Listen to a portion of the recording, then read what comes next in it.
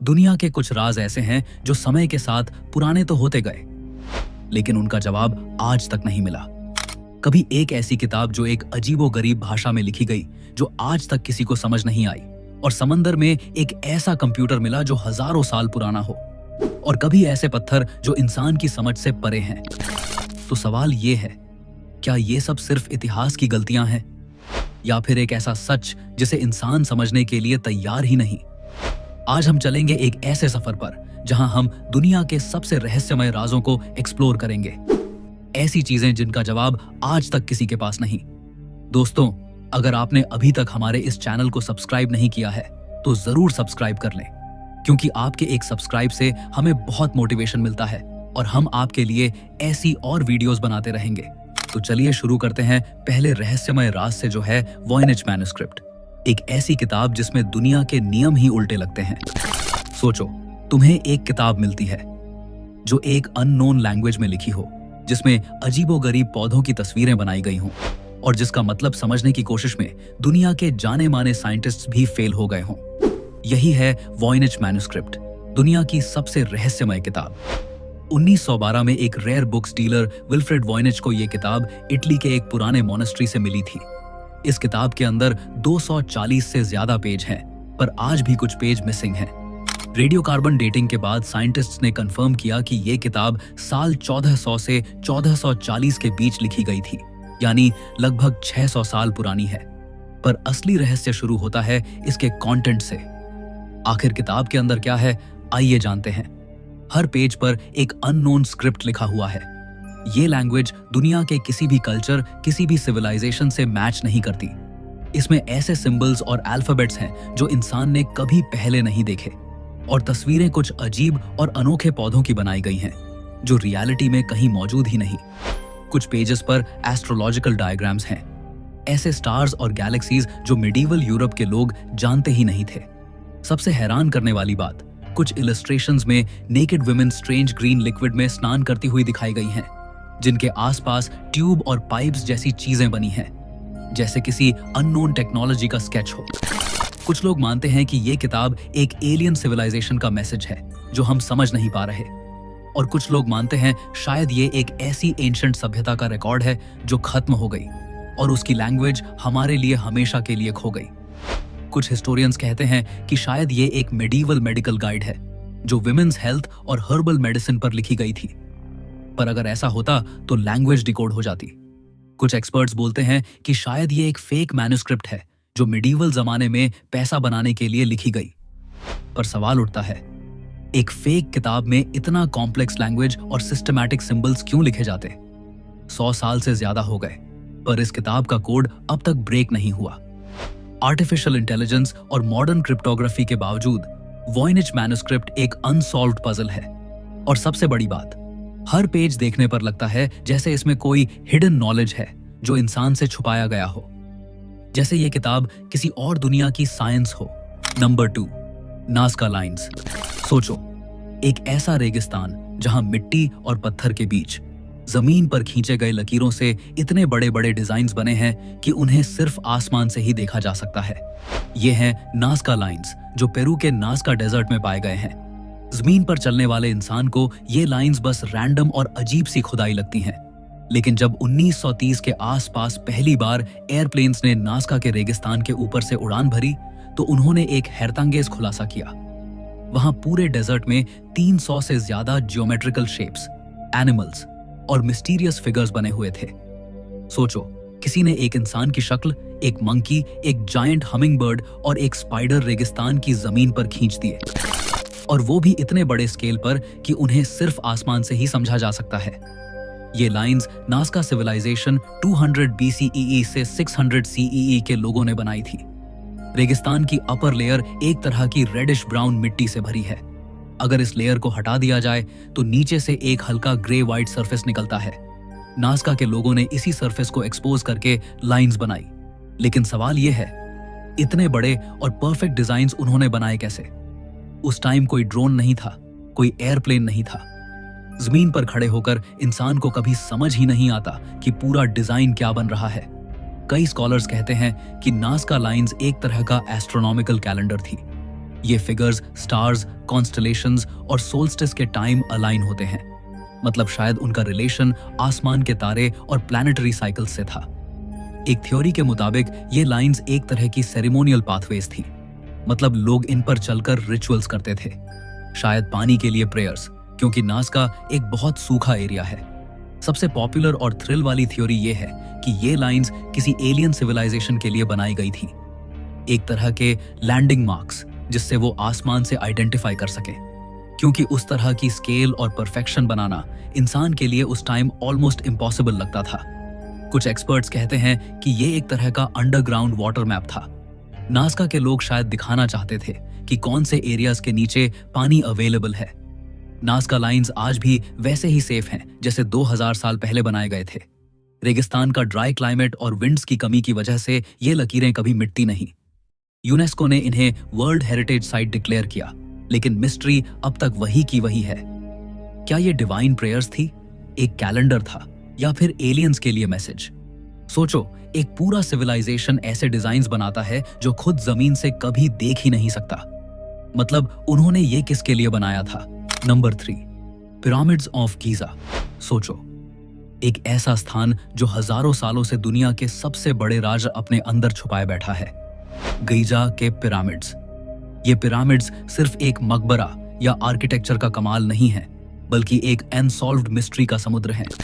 सबसे ज्यादा डिस्कशन होती है ग्रेट पिरामिड ऑफ खुफू के अंदर छुपे हुए सीक्रेट चैम्बर्स के बारे में। जब इस पिरामिड का कंस्ट्रक्शन हुआ था लगभग 4500 साल पहले, तब उसे इतनी एक्यूरेसी के साथ बनाया गया था कि आज के मॉडर्न इंजीनियर्स भी हैरान हो जाते हैं। 2017 में एक scientific project scan pyramids mission ने एक ऐसा डिस्कवरी किया जिसमें म्योन रेडियोग्राफी टेक्निक का यूज हुआ। ये एक तरह की कॉस्मिक रे इमेजिंग है जो वॉल्स के अंदर छुपे स्पेसेस को डिटेक्ट करती है। और तब साइंटिस्ट्स ने कंफर्म किया कि खुफू के पिरामिड के अंदर एक बड़ा हिडन वॉइड एग्जिस्ट करता है, लगभग एक कमर्शियल एयरप्लेन जितना लंबा। अब सवाल उठता है, ये चैम्बर किस काम का था? कुछ लोग कहते हैं कि ये एक कंस्ट्रक्शन कॉरिडोर था जो पिरामिड बनाते वक्त इस्तेमाल हुआ और बाद में सील कर दिया गया। दूसरे रिसर्चर्स मानते हैं कि ये एक रॉयल बरियल चैम्बर हो सकता है जिसमें अभी तक किसी को घुसने का मौका नहीं मिला। और कुछ थ्योरिस्ट्स का मानना है कि ये चैम्बर एंशिएंट टेक्नोलॉजी या फराओ के खजाने का सीक्रेट वॉल्ट हो सकता है। और मिस्ट्री और गहरी तब हो जाती है जब ये पता चलता है कि पिरामिड के अंदर आज तक ऐसे नैरो शाफ्ट्स और कॉरिडोर्स भी हैं जिनका पर्पज किसी को समझ नहीं आया। जैसे एक शाफ्ट डायरेक्टली स्टार्स की अलाइनमेंट में बना हुआ है, जो इस बात की तरफ इशारा करता है कि इजिप्शियंस का एस्ट्रोनॉमी और आफ्टर लाइफ के साथ गहरा कनेक्शन था। पिरामिड्स के अंदर के चैम्बर्स का राज अभी तक पूरी तरह सॉल्व नहीं हुआ। आज भी वहां एक्सपेरिमेंट्स और स्कैनिंग चल रही है, लेकिन अंदर फिजिकली एंटर करने की परमिशन नहीं दी जाती क्योंकि वो स्ट्रक्चर डिस्टर्ब हो सकता है। सोचो, अगर एक दिन ये चैम्बर्स ओपन हो गए तो क्या हमें एक खजाना मिलेगा, या फिर ऐसी नॉलेज जो इंसान की हिस्ट्री को हमेशा के लिए बदल दे? पिरामिड्स के अंदर छुपा ये सीक्रेट चैम्बर अभी भी दुनिया का एक ऐसा राज है जो हर जनरेशन को चैलेंज करता है। Number 4, Easter Island moai statues. Pacific Ocean के बीच एक छोटा सा आइलैंड है ईस्टर आइलैंड, और यहीं खड़े हैं वो अजीब और बड़े बड़े मोआई स्टैच्यूज जिन्हें देखकर हर इंसान हैरान रह जाता है। वहां जमीन पर 13 फीट से लेकर 30 फीट तक के पत्थर के इंसान जैसे चेहरे खड़े हैं। कुछ का वेट 80 टन तक है, और ये सब स्टोन टूल्स से बनाए गए थे। मतलब ना कोई मशीन ना आयरन, सिर्फ प्रिमिटिव टूल्स। सबसे बड़ी दिक्कत यह है कि इतने बड़े पत्थर काटकर उन्हें माउंटेन के क्वेरी से लेकर किलोमीटरों दूर तक कैसे ले जाए गए। वहां के लोकल्स कहते हैं कि स्टैच्यूज चलकर अपने आप जगह तक गए। ये बात सुनने में अजीब लगती है, लेकिन इसी वजह से मोआई स्टैच्यूज और भी ज्यादा मिस्टीरियस हो जाते हैं। कुछ आर्कियोलॉजिस्ट्स कहते हैं कि शायद वो लोग रोप्स और वुडन लॉग्स से खींच कर लाए होंगे, लेकिन प्रैक्टिकल एक्सपेरिमेंट्स करने के बाद भी आज के मॉडर्न लोग इन्हें मूव करने में स्ट्रगल करते हैं। फिर एंशिएंट आइलैंडर्स ने ये कैसे किया होगा? दूसरा बड़ा सवाल है, ये स्टैच्यूज बने क्यों? कुछ लोग कहते हैं कि ये एंसेस्टर्स की स्पिरिचुअल गार्डियंस हैं जो आइलैंड की रक्षा करते हैं। दूसरे कहते हैं कि ये पावर और अथॉरिटी दिखाने का एक तरीका था। और कुछ थ्योरीज ये भी कहती हैं कि शायद ये एक लॉस्ट सिविलाइजेशन का हिस्सा थे जो एडवांस थी और अपने साथ अपना नॉलेज लेकर गई। और भी डरावनी बात यह है कि रिसर्चर्स कहते हैं इन स्टैच्यूज के नीचे पूरे बॉडीज भी हैं, सिर्फ हेड्स नहीं। जमीन के अंदर दबे हुए बड़े टॉर्सो पार्ट्स भी मिलते हैं जो बताते हैं कि स्टैच्यूज असल में इंसान के पूरे शरीर का रिप्रेजेंटेशन थे। मतलब सेंचुरीज तक लोग समझते रहे कि ये सिर्फ बड़े हेड्स हैं, लेकिन सच और भी गहरा निकला। रात के वक्त जब हवा तेज चलती है और समुद्र की लहरों की आवाज आती है, मोआई स्टैच्यूज एकदम जिंदा जैसे लगते हैं, जैसे वो अपनी आंखों से तुम्हें घूर रहे हों। Number 5, Bermuda triangle. Atlantic ocean के एक हिस्सों में एक ऐसा ट्रायंगुलर एरिया है जिसे बरमूडा ट्रायंगल या डेविल्स ट्रायंगल कहा जाता है। इसके 3 पॉइंट्स हैं, फ्लोरिडा, बरमूडा और प्यूर्टो रिको, और इन तीनों पॉइंट्स को मिला दो तो बनता है एक विशाल समुद्री त्रिकोण जिसमें कई जहाजों और हवाई जहाजों ने बिना किसी निशान के गायब होकर दुनिया को हमेशा हैरान कर दिया। सबसे ज्यादा मशहूर केस 1945 में हुआ था, flight 918। 5 American navy bombers training mission के लिए निकले थे। कम्युनिकेशन में उन्होंने बोला कि कंपास काम नहीं कर रहा, डायरेक्शन क्लियर नहीं हो रही। फिर कुछ घंटों बाद उनका कांटेक्ट डिस्कनेक्ट हो गया और उन सब के प्लेन्स बिना किसी ट्रेस के वैनिश हो गए। और सबसे हैरानी की बात, उन्हें ढूंढने जो रेस्क्यू टीम गई थी वो प्लेन भी वहीं गायब हो गए। सिर्फ प्लेन्स ही नहीं बल्कि अनेक शिप्स भी यहां से वैनिश हो चुके हैं। यूएसएस साइक्लोप्स एक बहुत बड़ा नेवी शिप जिसमें 300 से ज्यादा लोग थे बिना किसी एसओएस सिग्नल के बरमूडा ट्रायंगल में खो गया। न तो कोई शिपरेक मिला, न कोई डेड बॉडी, बस एक पूरा का पूरा शिप हवा में गायब हो गया। कुछ साइंटिस्ट्स कहते हैं कि यहाँ के मैग्नेटिक फील्ड्स कंपास और नेविगेशन इंस्ट्रूमेंट्स को डिस्टर्ब कर देते हैं। Methane gas hydrates. Ocean floor के नीचे से मीथेन गैस निकलती है जो पानी का डेंसिटी चेंज कर देती है और शिप्स आसानी से डूब जाते हैं। कुछ थ्योरिस्ट्स मानते हैं कि यह एरिया एक एलियन बेस है जहां से वे इंसानों को अपने एक्सपेरिमेंट्स के लिए ले जाते हैं। एक और थ्योरी यह कहती है कि बरमूडा ट्रायंगल एक प्राचीन लॉस्ट सिटी अटलांटिस की एडवांस टेक्नोलॉजी के ऊपर है जो अभी भी एक्टिव है। हजारों इन्वेस्टिगेशंस के बाद भी बरमूडा ट्रायंगल का असली राज अभी तक खुला नहीं। कई एक्सपर्ट्स कहते हैं कि यह सब बस नेचुरल एक्सप्लेनेशंस हैं, लेकिन सच यह है जितने भी केस यहाँ रिपोर्ट हुए हैं उनका पूरा पूरा जवाब किसी के पास नहीं है। Number 6, shroud of Turin. दोस्तों, अब चलते हैं एक ऐसे राज की तरफ जो धर्म, साइंस और हिस्ट्री तीनों को हमेशा से कंफ्यूज करता आया है। ये राज है श्राउड ऑफ ट्यूरिन, एक पुराना कपड़ा जो दुनिया भर में सबसे ज्यादा डिबेट और रिसर्च का सब्जेक्ट बना हुआ है। सोचो, एक ऐसा कपड़ा जो इतना पुराना है कि उस पर एक आदमी की पूरी बॉडी का फेंट सा इमेज दिखाई देता है।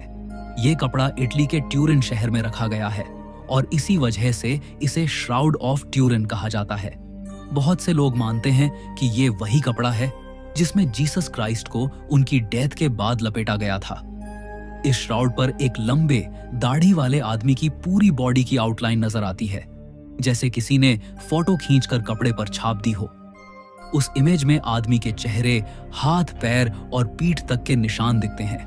और सबसे हैरत की बात यह है कि उस आदमी के शरीर पर वही वुंड्स हैं जो बाइबल में जीसस के क्रूसिफिक्शन के वक्त बताए गए हैं। हाथों और पैरों पर कीलों के छेद, पीठ पर मार के निशान और सिर पर कांटों का ताज। साइंस ने इसको समझने की बहुत कोशिश की है। 1988 में कुछ साइंटिस्ट्स ने कार्बन डेटिंग टेस्ट किया और बोला कि श्राउड सिर्फ 700 साल पुराना है, मतलब जीसस के टाइम का नहीं हो सकता। लेकिन बाद में और रिसर्चर्स ने कहा कि श्राउड पर पॉल्यूशन, एग और रिपेयर्स की वजह से कार्बन डेटिंग सही रिजल्ट नहीं दे पाई। कुछ एक्सपर्ट्स तो कहते हैं कि कपड़े की फाइबर में एक ऐसी लाइट रेडिएशन हुई थी जो नॉर्मल दुनिया में पॉसिबल ही नहीं, जैसे एक सुपरनैचुरल फ्लैश ने इमेज को कपड़े पर प्रिंट कर दिया हो। आज तक कोई कंफर्म नहीं कर पाया कि श्राउड ऑफ ट्यूरिन असली है या एक मीडिवल जमाने का बनाया गया फेक रेलिक। लेकिन जब भी इसे देखा जाता है, लोग एक अजीब सी स्पिरिचुअलिटी और मिस्ट्री महसूस करते हैं। ये एक ऐसी चीज है जो साइंस और फेथ के बीच की एक बड़ी पजल बनी हुई है। दोस्तों जरा सोचिए, क्या ये सच में जीसस का श्राउड है जो उनके रेजरेक्शन का सबूत देता है, या फिर सिर्फ एक केयरफुली क्राफ्टेड इल्यूजन है जो ह्यूमन हिस्ट्री का सबसे बड़ा रिलीजियस मिस्ट्री बन गया? Number 7, Antikythera mechanism. समुद्र के गहरे पानियों में एक जहाज का कला टूटा पड़ा है। वहां से एक ऐसा पुराना जंग लगा हुआ लोहे का टुकड़ा निकला जो पहले तो एक खराब धातु का टुकड़ा लगता था, लेकिन जब साइंटिस्ट्स ने उसे ध्यान से देखा तो उनकी सांसें रुक गईं। ये कोई आम धातु का टुकड़ा नहीं था, ये था एंटिकेथेरा मैकेनिज्म, एक ऐसा यंत्र जो अपने समय से हजारों साल आगे था। 1901 में ग्रीक डाइवर्स एक शिपरेक एक्सप्लोर कर रहे थे जो एंटिकेथेरा आइलैंड के पास डूब चुका था।